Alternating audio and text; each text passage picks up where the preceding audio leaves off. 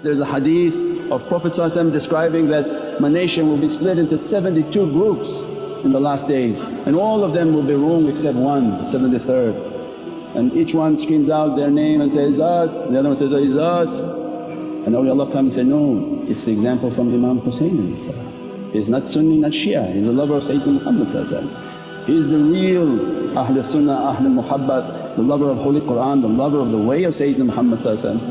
Now these are titles that nobody can understand and define. Everybody calling themselves Ahl Sunnah, everybody saying they're Shia, but they're giving an example in life. No, whatever you think you want to call yourself, you must be from the way of Imam Hussain, that he came with love, he came with no intention of harm, that he faced Allah's order that, Ya Rabbi, what is it that you want from me? I'm coming completely on the way of rahmah, and I'm going to exhibit the best of character. And continuously through that hardship and harming, he kept asking that, let us just to go back home. If you slaughtered one, it's finished now. You made your point, we go back home. And I kept saying, no, we're not going to stop until all have been destroyed. And Allah teaching, although they want to destroy the light, it can never be destroyed. Because Allah kept that light of Ahlul Bayt to the last of days. But an example in our lives, this is our character, that we do what we do for the love of God. Now how does this come into our life today? You take their holy examples and you don't make lanat and you don't make cursing upon people. You don't take their story and say, okay, I'm going to curse this companion and I'm going to love this companion. That's not what they did. He didn't come and curse anyone, he didn't come with swords to kill anyone. He loved the nation of his beloved grandfather, that he came with no weapons, no army. He came with love and his family. So then who has to make a lahnat? Why you have to make a lahnat? Who taught you to make a lahnat? Because as soon as you curse you may be cursing yourself. So they teach, no, we have good character, why you have to curse anyone? This is all the nation of Sayyidina Muhammad. Exhibit the best of character. This is not a story about cursing people, but this is an example in life that he inspires within your heart, that every time you face difficulty, what are you doing things for? What's your intention in your amal and in your action? He says, my intention was for Allah and His Rasul.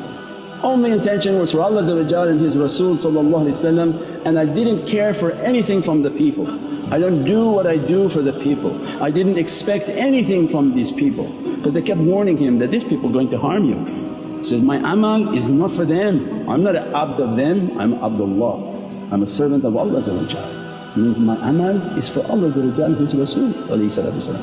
What I care what they're going to do, I have nothing to do with that. Because in our lives in this material world we do everything for other people and we're so disappointed in those relationships. We're seeking love from people, we're seeking satisfaction from people, we're seeking everything we're seeking to be verified and acknowledge ourselves through people. And what Sayyidina Isa Jesus Christ, peace and blessing be upon him, came, he inspires the same story.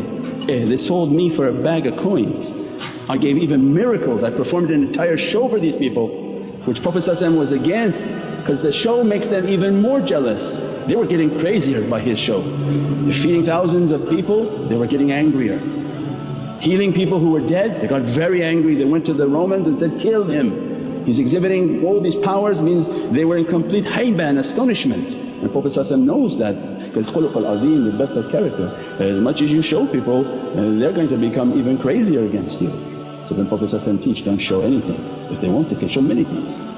So don't show anything, they will hate you more. And Sayyidina Isa comes into our life just like Imam Hussain comes and inspires within our heart that make sure what your intention is. People will sell you, people will throw you. If you are doing what you do for people, you have already lost in everything. If you do kindness to your family, because it's your family, you are going to be heartbroken all the time. Because nobody reacted, you brought a gift and nobody was happy. You put out a food and a dish and they didn't come to eat it on time. And constantly you're upset, constantly upset.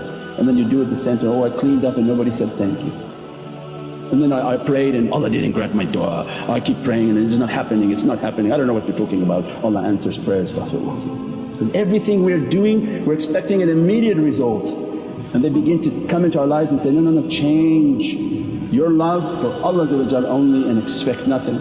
I'm not doing anything Ya Rabbi for the reward from people, I'm doing it for your satisfaction. Wallahi anta maqsood wa rijak maqlood. I'm begging your forgiveness and seeking your satisfaction. Are you happy with me Ya Rabbi? I'm going to do these good actions not for people, because if you don't have the correct intention Allah won't count that action towards His Divinely Presence. Because you can't come back later and try to use it, because you use the credit two places. So I put the food and the people weren't happy, you can't come back and say, Ya Rabbi, I fed the people for you.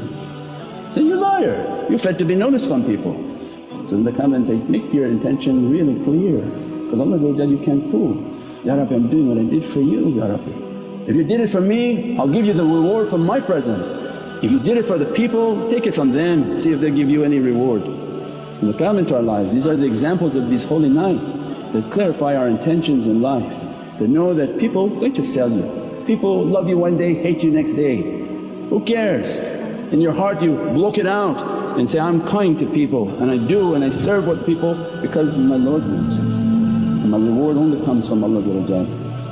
Prophet happy with us, and the nazar of Sayyidina Muhammad be upon us, the gaze of the holy souls, if they dress us and they're happy with us, is the best of rewards. And that's the example they give into our life. If that's your intention and you're moving in your life based on the intention to satisfy your Lord, you feed your family so Allah will be happy with you. You're good to your children and to your loved ones because Allah will be happy for you and happy with you. You come for your worshipness and your ibadah, you come to be of service and khidmat because Allah will be happy with you. Sayyidina Muhammad's nazar be upon you and the grace begin to flow into the heart, into the souls. If we understand that in our lives, then we understand what their commitment was. Why did Imam Hussain did that? He did it for the grace of Allah.